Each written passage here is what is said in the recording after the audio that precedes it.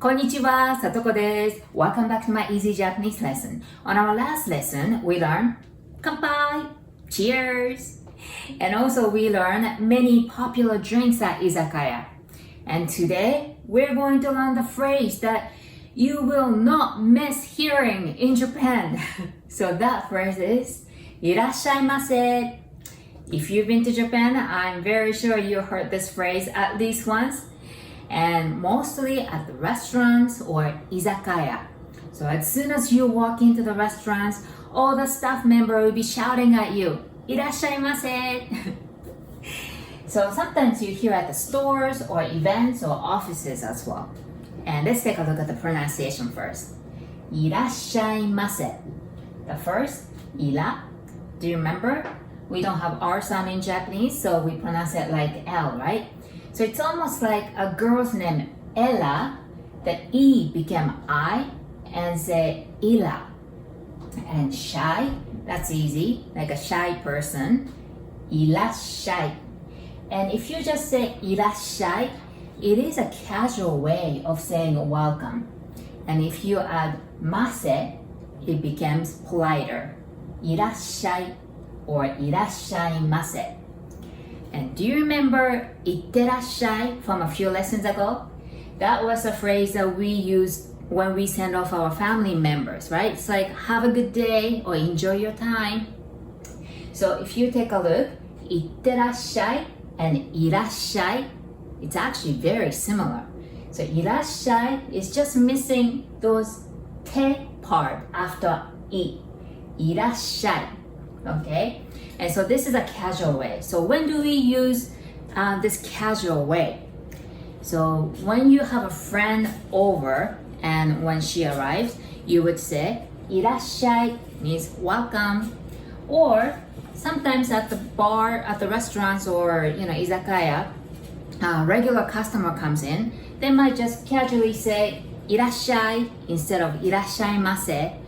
Or occasionally at the sushi bar, the master chef might just casually say irashai as a friendly way of welcoming you. All right.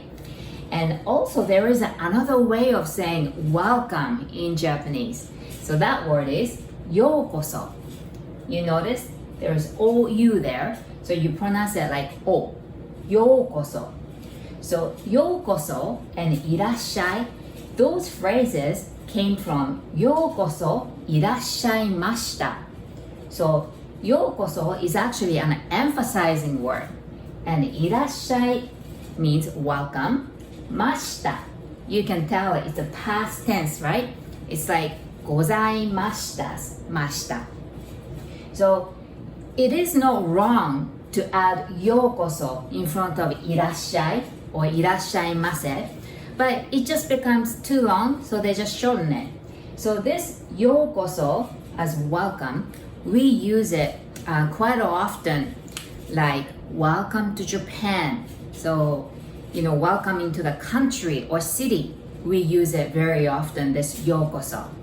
So let's say, welcome to Japan. We say, Nihon e yokoso. Nihon means Japan. E is equivalent to, and yokoso means welcome. So you notice Japanese is translating opposite from English sentences. So Japan to welcome, that means welcome to Japan. So we just switch this. So quite often when I translate for English from Japanese, I actually translate it from the end. Not all the time, but occasionally, So our grammars are quite a bit different from English grammar. That's kind of a bit advanced, but yeah, so it is like that. Nihon e yokoso. If you want to say welcome to Canada, Canada is Canada. So Canada e yokoso. And welcome to United States, we just simply say America, but we pronounce it America. Remember, we don't have R sound, so America, all right? So America e yokoso. That means welcome to United States. So today's lesson was Irasshaimase.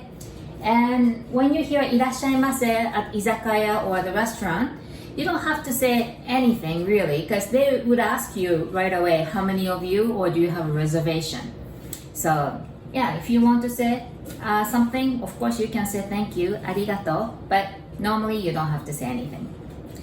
So thank you for watching, guys. どうもありがとうございました。And if you still haven't, please subscribe. And if you like, please press the like button. ありがとう。And I'll see you guys on our next lesson. じゃあね。バイバイ。